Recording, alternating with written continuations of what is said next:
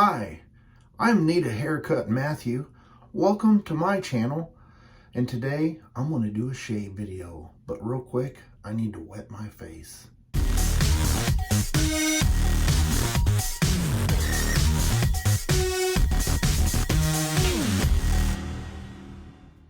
Yes, oh yes, I need a shave. And look at that mop. I did not do my haircut. Well, today's shave soap is going to be by Stirling, and this is Margaritas in the Artic. This is a beautiful scent. Oh yes, very nice. You guys all know what Margaritas in the Arctic smells like, and I have the matching splash. The Arctic part is the nice menthol that kicks in, and I thought, you know, if I was drinking a margarita, I would probably be somewhere near the ocean, and so I picked my beautiful Trotters handcraft brush that would remind me of a nice deep blue sea or ocean. And I have that whipped up in my Captain's Choice copper bowl. But before I lather up, let me tell you, I'm going to use the GameChanger 0.84, and this is the solid bar. I know this razor in and out, and I want to say, I got to back up here. Bart, one of my viewers, said that he used Margaritas in the Arctic, and that inspired me today to use that particular soap because it sounded really nice when he had mentioned it last Sunday. Okay, now I'm using this razor because I know it in and out like a chicken sprout, because I know shaving with Peg Leg, and you guys might know him. If you haven't, check out his channel. He loves the Supermax Blue Diamond, and I have never used this blade. I had to dig through. I've got a bag full of blades and a box full of just miscellaneous things. I found that in there, and I decided I'm going to give it a shot. Now, I don't really know much about this. I'm getting some, there we go, messages coming in. Early this morning, it's starting already. Anyway, I don't really know much about this blade. On the back, it does say made in India. So today, I'm just going to give it a go. Now, opening it up, as I am now, I see something that makes me a little nervous. It's double wrapped. And I haven't had a whole lot of good luck with double wrapped blades, but I'm going to try it. I really am. I have used other blades from India, and I've had pretty good shaves with them, so I think that I'm hoping that this will go through. Now, wow, that paper is extremely thin. It almost looks like rice paper. You know, have you ever seen those? There's the blade. Now, let me get this GameChanger ready to go. I feel shorter today for some reason. I don't know what's going on. If I accidentally bumped my camera mount, looks like it's still in view. Maybe I got a couple more discs blown out and I'm losing inches as we speak. All right, well, nice blade alignment. Looks good in there. Let's go ahead and get lathered up for pass number 1. Oh yeah.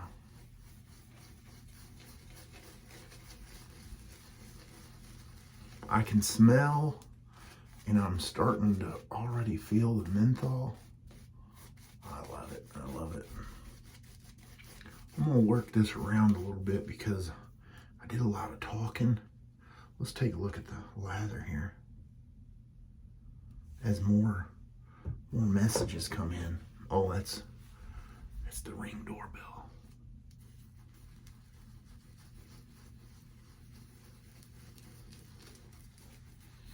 Yep, so can you believe another week has passed? I really got to get on that haircut. I might do that today. I know I've had several requests for another haircut video, and I'm just, I don't know, I've been hesitant on doing it. And I may do it here. I may do it. All right, got the razor warmed up. Let's go ahead with pass number 1.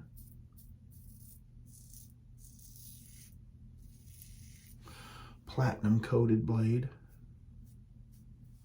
Not too bad, but I can tell that it's not, you know, super smooth.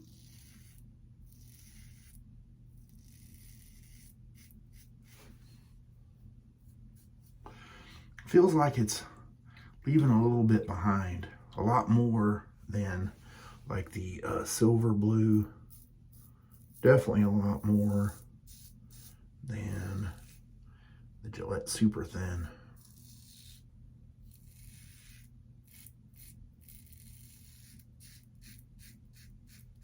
Even has a little bit different sound to it. It's like a kind of a lower frequency sound. Does that make sense? Maybe you can hear it.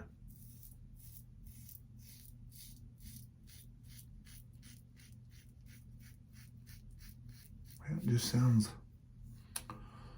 has a different tone to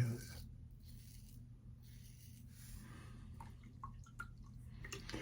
We'll see how it goes on the second pass.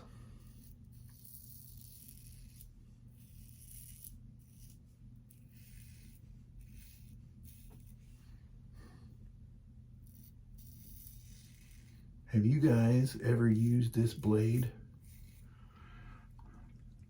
I already forgot the name of it. The Supermax Blue Diamond. Have you used that blade? Comment below and let me know. What was your experience? How was it? Did you buy 1,000? Was it just a few? Was it the last one you ever bought?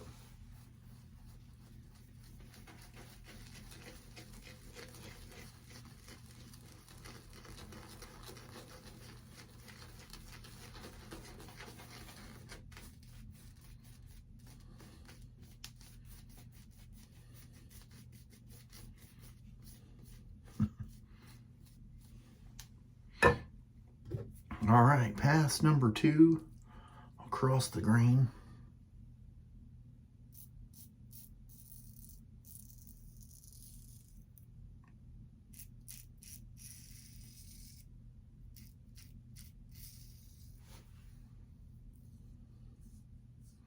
Better.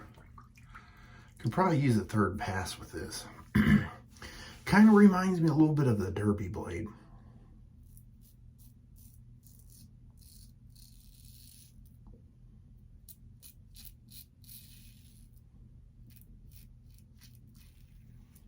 So let me tell you a little story.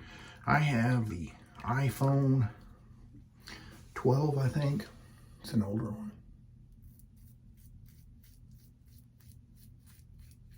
Or is it the 10? No, I think it's the 12, yeah.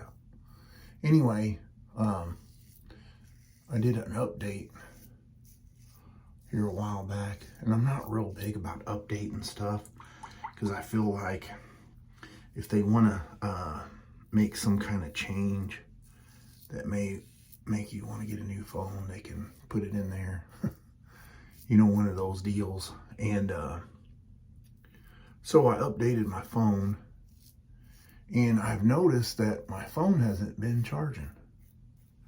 And many of you probably know where I'm going with this, but there is a setting in there now that if you live like in a big city or whatever, it will prioritize your charging time to where like solar or wind generation is optimal, so you're, you know, being more green.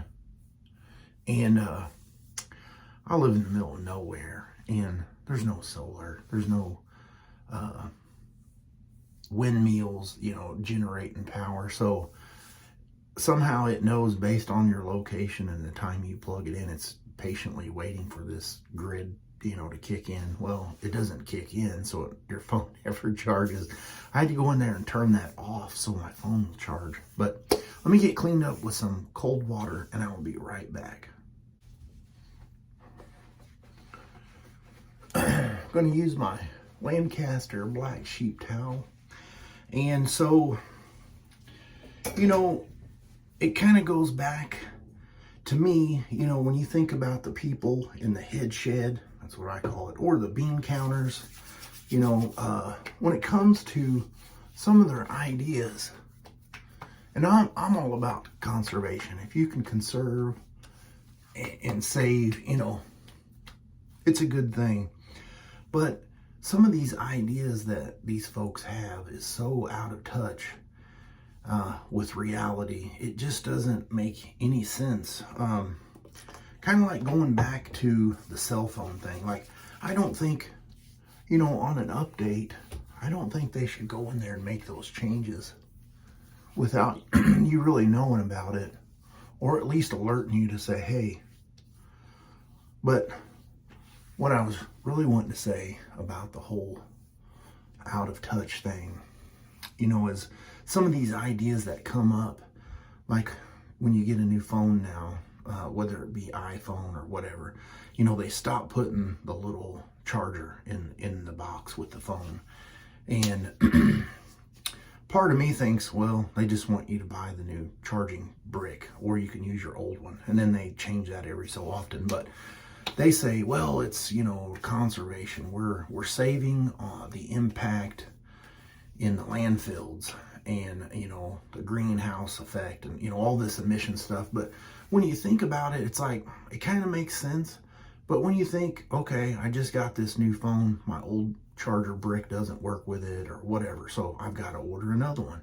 So you're going to spend all the time, the packaging and the equipment and the fuel to send me another little charger brick in this big old box with a package inside of all that, and then I'm still going to throw it away. That seems more wasteful to me than just putting the $10 part or $5 part that they're paying for in with the new phone and just, you know, be good with it. But somebody somewhere thought it was a good idea to start doing these things, and they just don't stop and think about it. You know, it sounds good, or at least that's my little rant on that. So I'll put a picture right here of everything that I used today. Let me know, what do you think about the whole power block and phone updates? It's kind of crazy. But anyway, I'll see you guys on next Sunday Shave. You have a great rest of your week.